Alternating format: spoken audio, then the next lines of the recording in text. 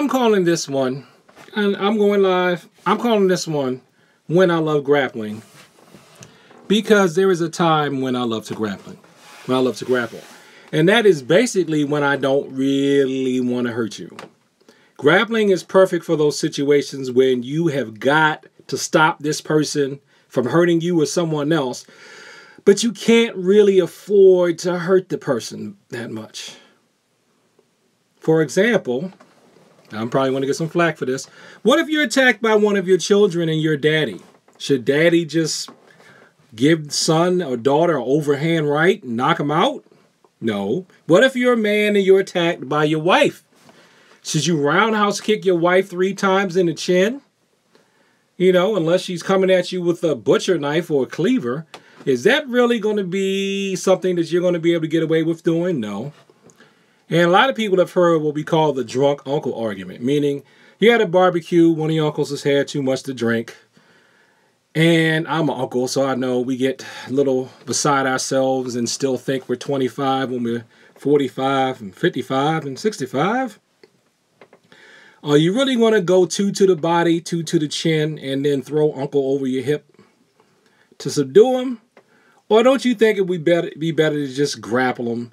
If you're good at doing rear naked chokes without getting the airway, but really making it a carotid choke on the sides here, you know, you could go behind them, put them to sleep, and just let them sleep it off, you know. That's what I love grappling for. I don't like grappling as a primary form of self-defense. I'm sorry, I don't. I don't like grappling if I'm in an alley and somebody comes up behind me. The only thing I want to do with grappling, if they come up behind me and they get close and I don't see them, I want to throw them away from me. But, you know, that aversion to being up close, that I had an aversion to being up close, and that got in the way of me actually learning how to grapple better. I also like grappling for beginners. Because, let's face it, a lot of people, this is what we used to say back in the day. I know in PG County and Charles County, Maryland, that people wrestle because they can't fight. There's actually some truth to that. Meaning that some people would try to run up and grab someone because they weren't coordinated enough to punch them. Well, don't even try kicking them. No, they definitely didn't have the coordination for that. But they weren't coordinated enough to be able to punch somebody in the face. Now, those of you who actually can punch someone in the face, you think that it takes nothing to do that. Once you start coaching any type of combat sport, you really can see just how uncoordinated some people are. And that's fine. I feel like that's fine. That's why you're there. You're there to learn to improve whatever you're not good at. But at the same token, that's why some people want to grapple. And especially with my classes, it's good for beginners to come in and I can put them on the ground and they can do some judo, newaza, and get a good sweat without being hurt, without being hit. I remember I used to say when I went to judo as an adult, and this was especially after I had to do nage no kata for a grading and a tournament, right? I had to do nage no kata. We didn't even get, I think I just did the first set of nage no kata when Greg was throwing me. And he said, well, what'd you think? And I'm like, this is the weirdest feeling I've ever had in the world. I was okay, of course, the attacker. Well, the receiver. The receiver. That means you receive the butt whooping. That's what I say.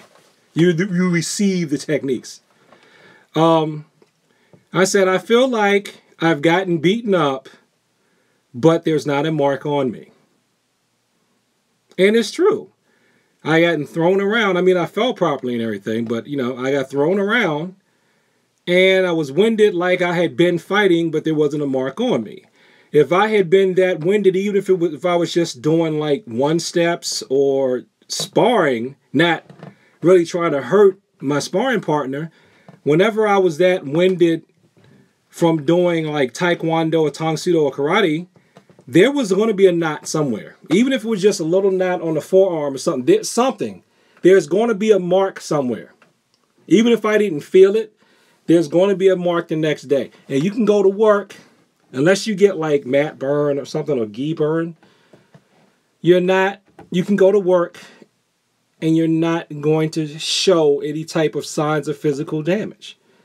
The most I've seen from people, unless they've gotten like gi burn or mat burn, is if they've broken their fingers or strained their fingers from a lot of grappling.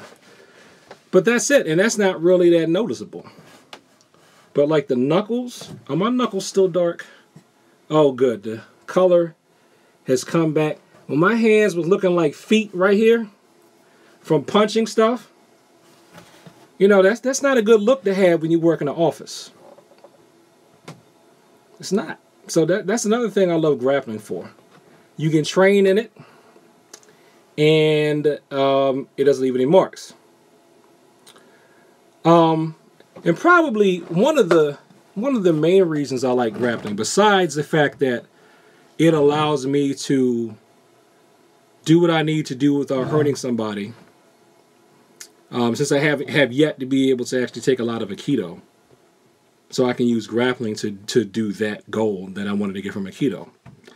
And this isn't even my idea. This is from when I used to work on, I don't know if he is a grandmaster, but I'm going to call him a grandmaster, Van Canna, way back in the day on, what was the name of that? Oh, what is the name of that discussion board?